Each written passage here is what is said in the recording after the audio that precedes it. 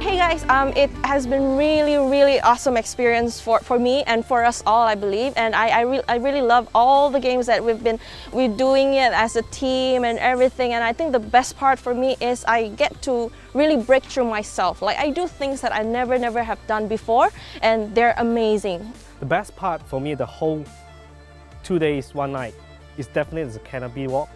You have to go there. Walking in the dark with just a torchlight in front. Wow, that feeling is so scary, but yet it's amazing.